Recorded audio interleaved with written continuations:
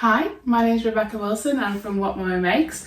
I have a little daughter called Nina who's 2 years old, and I create recipes that are suitable for the whole family that everybody can eat together from 6 months of age.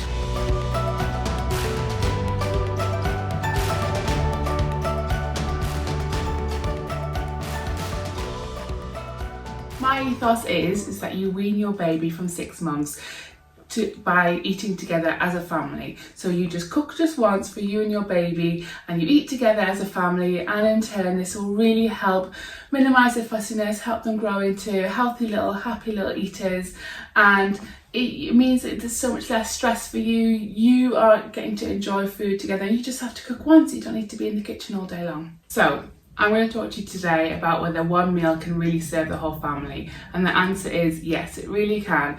And the thing you need to consider mainly is how you serve the food, but also you need to think about not too much salt content, not too much sugar, no honey for under 12 months, and there's a little list of foods that babies can't have. But once you've understood all of that, then you can ensure that you're going forward, you can serve the whole family just the same meal, and it's so much easier that way. The next thing to think about is how you're serving the food to baby. And that's the main thing really. When you're cooking just one meal for everybody, you really want to be able to serve the food appropriately for your little one so that you can all enjoy the same food. So for example, a cucumber, if I was to put it in a salad for myself, I would cut it all chunky and big, little big chunks, a bit of variety in size. But that isn't the best way to serve to your baby, because it could be a choking hazard. So the best way to serve a cucumber to your little one is to actually cut it into strips. And that's the main rule when you are serving food to your baby, is to cut it into strips when it's finger food. If you want your baby to eat the same finger food with you, cut it into strips like this. And it doesn't really matter how big, just about 2-3 inches in length, about 1 to 2 centimeters in width. And the idea is so that baby can hold the food in their face. There's a little bit sticking out over the top, and then they can nibble on it like this. Same goes for, say, crumpets. I've just chopped that into strips like this, or a kiwi, you can just peel it and cut it lengthways into strips. Now, of course, you can also puree food for baby if you wish. Whatever weaning method you go down, that's completely your choice. So if you want to puree food for your baby, it doesn't really matter what it is. It could be crumpet if you want. Put some, mix it with some fruit puree or a bit of yogurt and mash it down if you really want to. Or you can have yogurt on the side and a finger food, and you can dip the crumpet into the yogurt. Depends on how you want. But really, it's really good to think about, if you are going down the puree route, that you do introduce finger foods from an early stage, because you want your little one to develop these skills so that they grow into confident little eaters. So another thing to think about when you're serving food to your baby is when you serve banana. It's a really good food to give your little one because it's super soft, it's really yummy, and most babies like it, but it can be really slippy when you cut it, and it's hard for little ones to grip and hold it. So what I like to do is you peel a banana, and then taking a piece of banana like this, pop your finger down the centre of one end, and then it naturally will split into 3 like this. Who knew a banana would do that?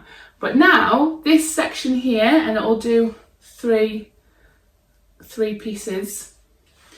These sections here are like when you peel a banana and it's not slippy on the outside. These bits aren't slippy either, and look, it's the perfect size for your baby to grip and hold it and process it really, really easily. That's a really good trick to serve banana to your little ones. So the main thing to think about here is when you're serving food for the whole family, cut it appropriately, serve it appropriately, and then there's no reason why that same meal can't be served to the entire family, as long as it's not got too much salt, too much sugar, and all the other things that we should be thinking about. So to think about serving one meal to everybody can seem a little bit daunting, and you're thinking, what on earth am I actually going to cook? But I urge you to just look through your cupboards and think, oh, there's actually a whole meal in here, and it's store cupboard stuff that lasts forever, and it's really nutritious as well. So for example, tin sweet corn and tin tomatoes and pasta. They're really good ingredients that everybody has in their cupboards, and it will make a really delicious meal. That you don't need to go out and buy fancy ingredients. Really just simple food with lots of flavour, lots of spices and herbs will make it really delicious, and it means that you're cooking on a budget and everybody's going to enjoy it. When you're thinking about pasta, for example, you want to choose a nice long pasta shape like this is rigatoni, which is nice and long so baby can hold it in their hands and nibble on it. Your little one may also have an allergy, which can sometimes feel daunting when you're thinking about cooking the same meal together. But it's actually really simple when you take away the worry of it all. So say your little one has a cow's milk protein allergy, you can still serve them foods like the pasta sauces that use a white sauce. You can replace the cow's milk in there with a plant-based milk, so you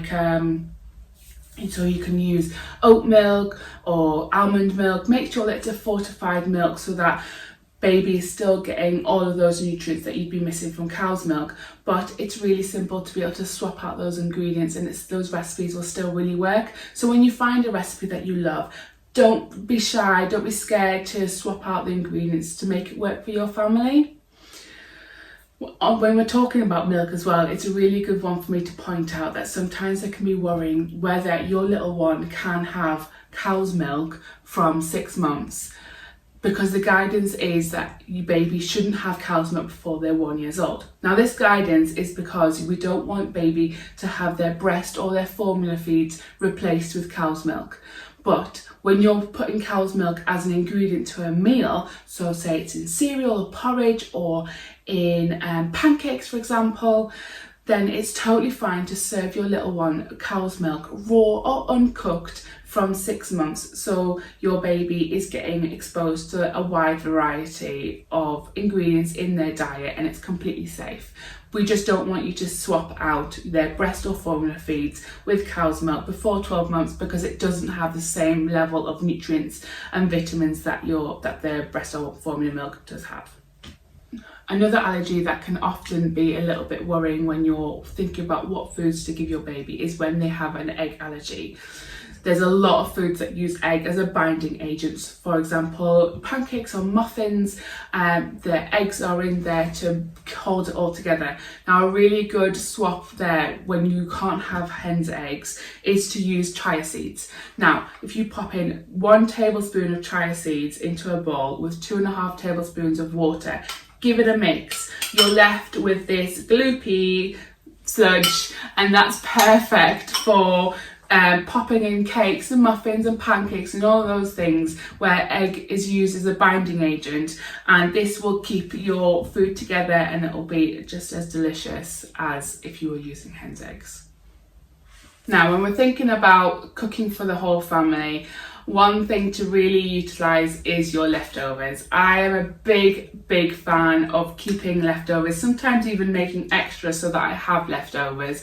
So you're just cooking once essentially, and then the next time you cook, you've got half of it done or nearly all of it done. You just need to heat it up. And the best way to go around doing this is to store them correctly. Now I like to put my leftovers in an airtight container. This is a really good one, it's a glass and it's got a wood top, or you can get a silicone top.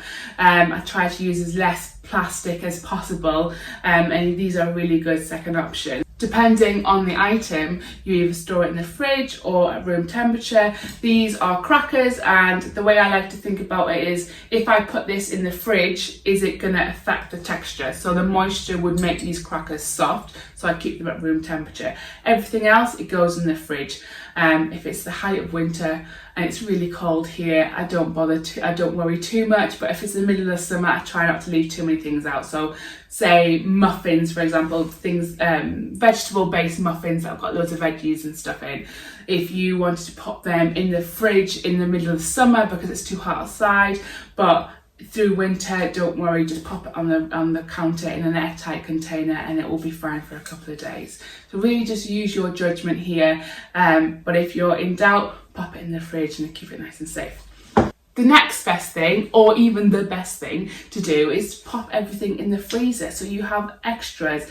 At a moment's notice, you can just pull it out of the freezer, defrost it, make sure it's piping hot all the way through, and then that's a perfect meal that you have just made from nothing, basically.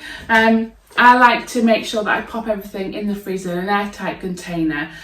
So say if I'm making a pasta sauce and I feel like I'm going to have lots and lots of sauce, I just put some in one of these little ice cube trays and I can pop it out, stir it through with some milk.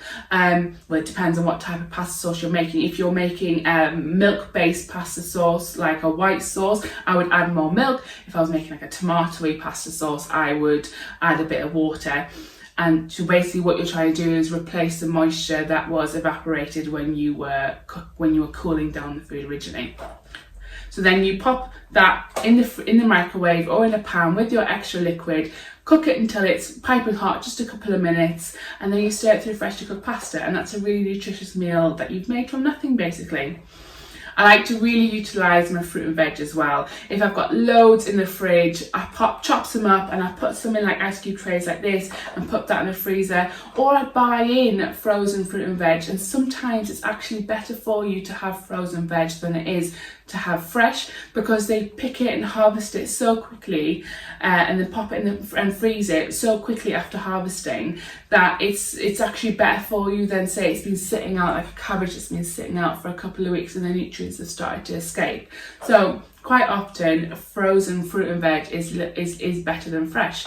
So I like to utilise my freeze like this, and it means that nothing's going to go off in the fridge and I've got it at a moment's notice. So I've got some kale here that's like, I bought this one and it's really good. You can add it to pasta sauces again, muffins or pancakes and eggy bread. So much you can do with things like this, and it means that you don't have to buy a full packet of fresh kale or spinach and then you use it for one recipe and then you don't know what to use the rest for.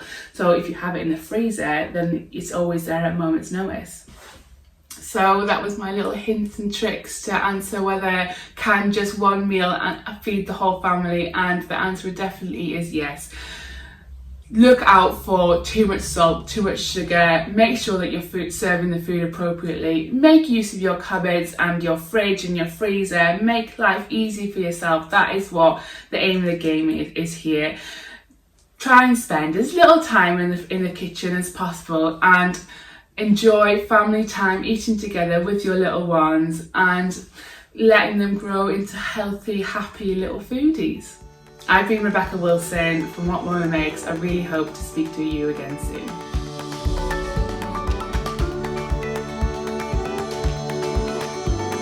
If you enjoyed this, then there are loads more exclusive videos from the Happy Mum, Happy Baby virtual meetup for you to enjoy and watch.